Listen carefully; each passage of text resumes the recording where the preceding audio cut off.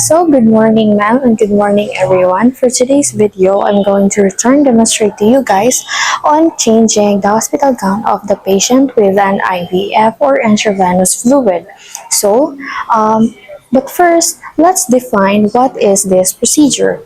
So this procedure is how to change the patient's hospital gown with an IVF, whereas the hospital gown are worn by the patient and are designed so that nurses can easily access the patient's or the parts of the patient's body. So, the purpose of this is to maintain the cleanliness of the patient's body and to maintain the feeling of freshness for the patient. Now, let's proceed to the equipment.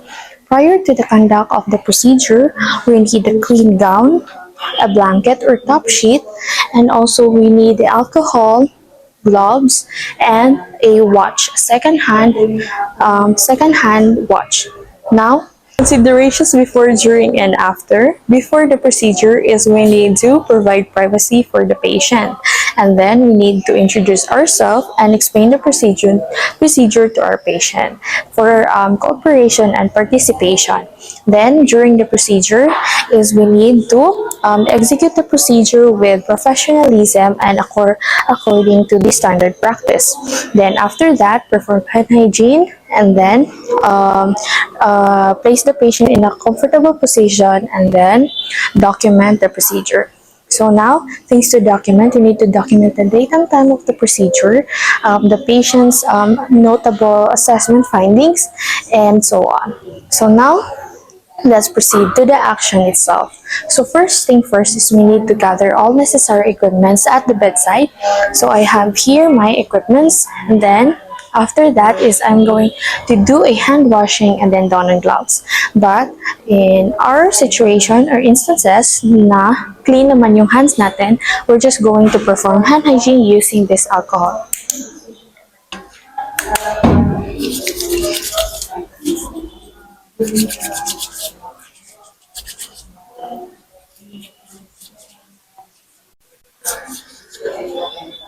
Then don on gloves.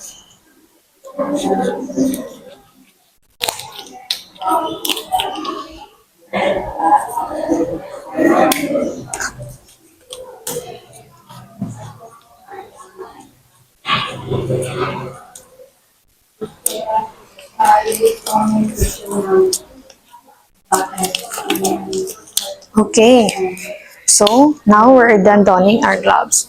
Now, after that is I'm going to talk with the patient. Good morning, ma'am. So, ma'am, by the way, I am student nurse Bakar Sasut from MSU CHS. So, ma'am, today po is magagawa po ako ng changing ng gown niyo po. If okay lang po sa inyo. Kasi po, ma'am, kailangan niyo pong mag-change ng gown kasi prior na 24 hours niyo na pong suot ito and then para na rin ma-check yung skin niyo po. Okay lang po ba? Okay. So, after that is now I'm going to place the patient in a supine position. So, I'm just going to adjust the bed.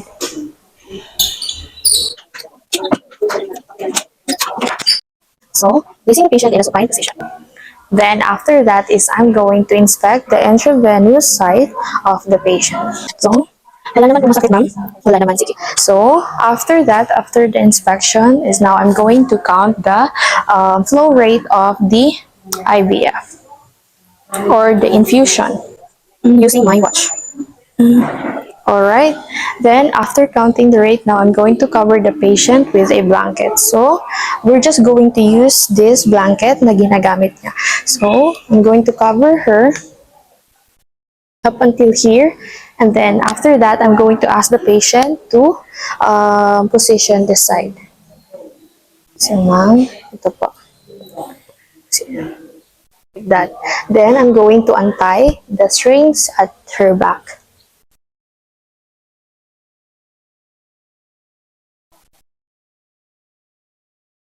Okay, then I'm going to roll this one. Sige. Okay, then after that is I'm going to remove this side here of the other arm without the IVF, slip off, then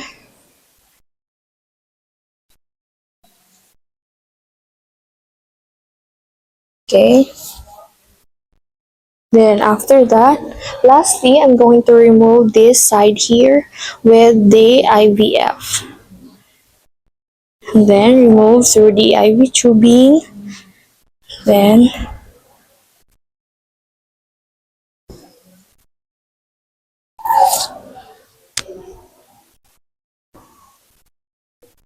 okay,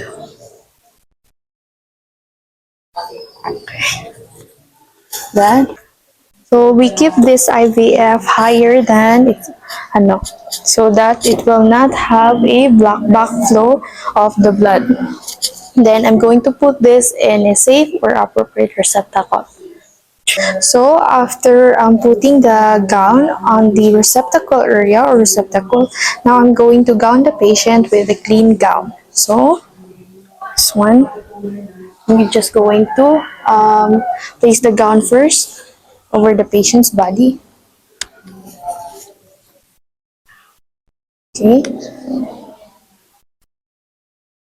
Then after that, now I'm going to carefully gown the patient, and then I'm going to insert this IVF and the tubing and also this sleeve. So I'm going to start here, then carefully, then we hang the IVF, then next is this one, carefully.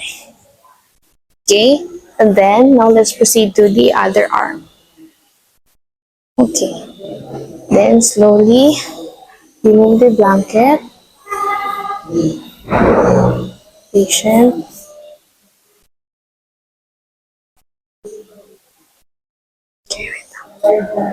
Ganyan. Then, ma'am, side ka po. Side tayo. Right? Okay. Yan. Then, we're going to tie the strings. And here. Then, here. Then, we're going to position back the patient. Okay.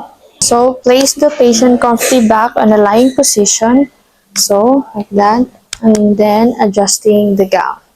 Then, after that, and then we're going to lift the bed up or put the patient in the previous position or the semi-fowler's position, since yun naman yung kaniyang comfortable position. Diba?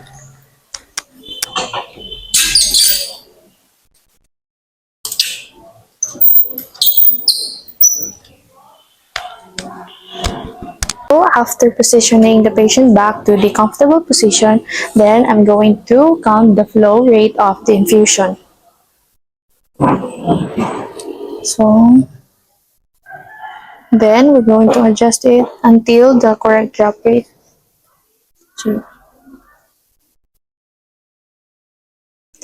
Then after that is now I'm going to remove my gloves and then perform hand hygiene, then document.